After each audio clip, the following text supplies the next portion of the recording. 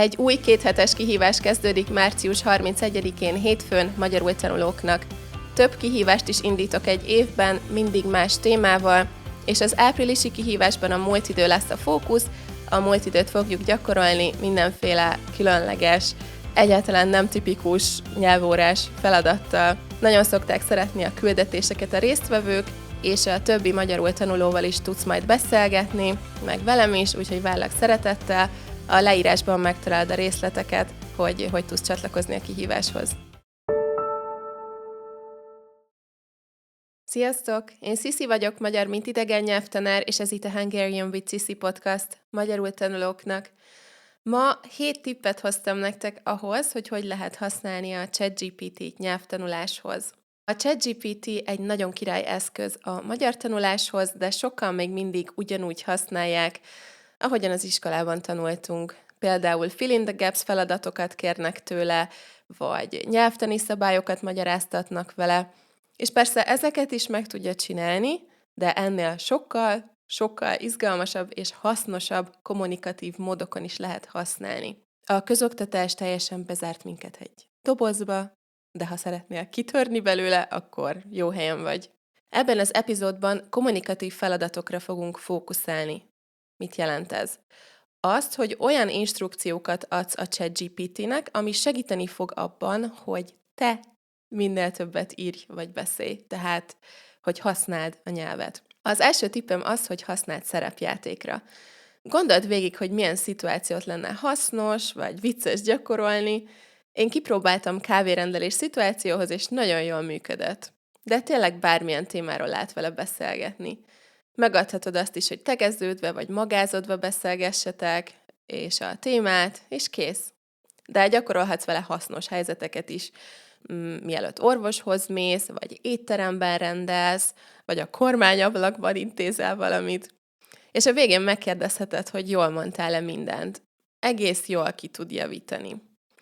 Szerintem az a legjobb, ha párszor kipróbálod ilyen feladathoz, és utána megkérsz egy tanárt, vagy egy magyart, hogy nézze meg, hogy tényleg jól hangzik-e a javítás a biztonság kedvéért. Ha esetleg azt tart vissza, hogy nem tudod, hogy mond az instrukciókat magyarul, nyugodtan megadhatod angolul is, vagy az anyanyelveden, ha úgy könnyebb, mielőtt elkezditek a konkrét feladatot, és akkor utána a gyakorlás mehet magyarul. A második tippem az, hogy vitázz a ChatGPT-vel. Találj ki valami vicces állítást, például azt, hogy szerintem a kutyák sokkal jobb háziállatok, mint a macskák. És kérd meg, hogy vitázzon veled erről, és próbáljátok meggyőzni egymást. Persze lehet egy számodra hasznos helyzet is ez, amire tényleg szükséged van az életben, és szeretnéd előre gyakorolni. Vagy lehet csak valami vicces és jó szórakozás magyarul.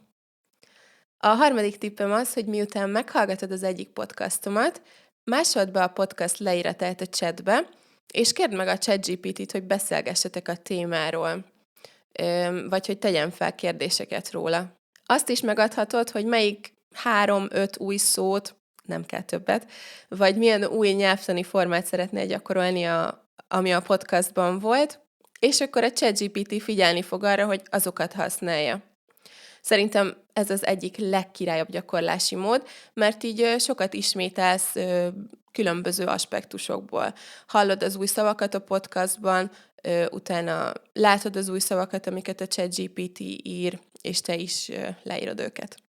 Így már 3 különböző módon gyakoroltad az új szókincset, és sokkal nagyobb esély van arra, hogy tényleg megjegyzed, mintha csak, nem tudom, szókártyákat írsz magadnak. A podcast leírat Patreon tagoknak elérhető. A negyedik tippem az, hogy használd beszédgyakorlatra. Kérd meg, hogy adjon egy témát, amiről 1 percig kell beszélned. Használj stopperórát, és beszélj hangosan. Ha még nem próbáltad ki, mindenképpen próbáld ki. Nagyon-nagyon jó módszer arra, hogy magyarul gondolkozz, és mondatokat alkoss. Vagy kombinálhatod a harmadik tippemmel is, hogy hallgass meg az egyik podcastomat, másod be a leíratot, és kérd meg, hogy tegyen fel kérdéseket az epizóddal kapcsolatban, amikre válaszolsz, csak most nem írásban, hanem szóban. Az 5. tippem azoknak szól, akik nem szeretnek kreatívak lenni. Azt is írhatod a ChatGPT-nek, hogy szeretnék magyarul gyakorolni, kérdezz tőlem valamit. Esetleg hozzáadhatod azt is, hogy hétköznapi egyszerű témákról akarsz beszélgetni. Amikor én kipróbáltam, azt írta nekem, hogy mi a kedvenc hobbid. Írtam neki, hogy szeretek sétálni és podcastot hallgatni, és megkérdeztem, hogy neki van-e hobbija, és azt írta, hogy szeret olvasni. Úgyhogy lehet vele beszélgetni, akkor is, ha nincs semmi ötleted, és fog kérdezni. A 6. tippem az, hogy barkóbázz a ChatGPT-vel. Ez is nagyon vicces és hasznos, mert sok kérdést kell feltenned. Én most játszottam vele egy kicsit magyarul, és szerintem érdekesebb volt, amikor nekem kellett kitalálni, hogy mire gondolt. Kicsit hosszabb volt, amikor neki kellett kitalálnia, de pár perc alatt kitalálta, és akkor tudod olvasni a kérdéseit, az is tök jó, de akkor csak azt kell írnod, hogy igen vagy nem, szóval az elég unalmas. Én a Harry Potterre gondoltam egyébként, és 30 kérdésből találta ki a ChatGPT. A 7. tippem az, hogy használd szókincs gyakorlásra.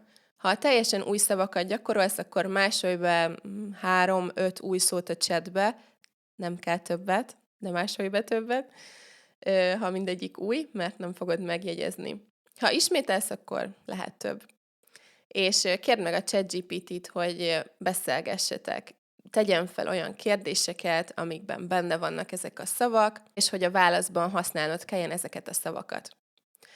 Olvastam sok cikket a neten, meg rengeteg videó is van arról, hogy használd a ChatGPT nyelvtanuláshoz, de mindenhol csak ugyanazokat az elavult módszereket találtam.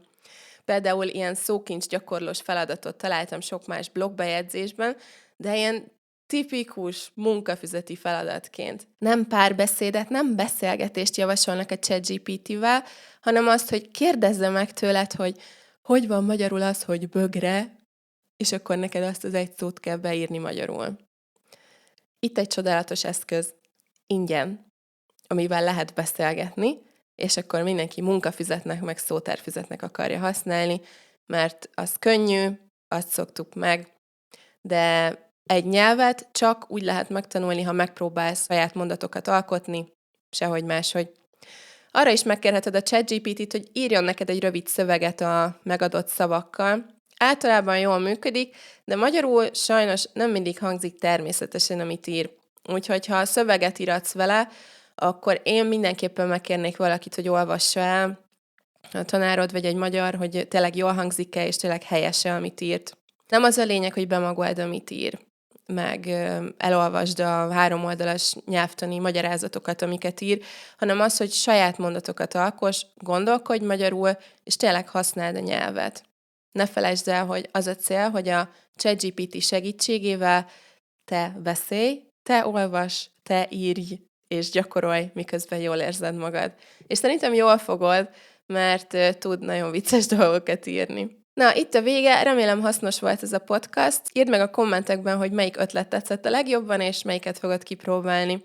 Vagy ha van más ötleted, ami neked bevált, és szerinted szórakoztató vagy hasznos, azt is megoszthatod a kommentekben. Köszönjük, hogy itt voltatok, a Patreon tagoknak pedig ezúton is köszönöm szépen a sok-sok-sok támogatást és aktivitást, és külön köszönet Rafaelnek, a podcast legnagyobb támogatójának. Szép napot mindenkinek! Sziasztok!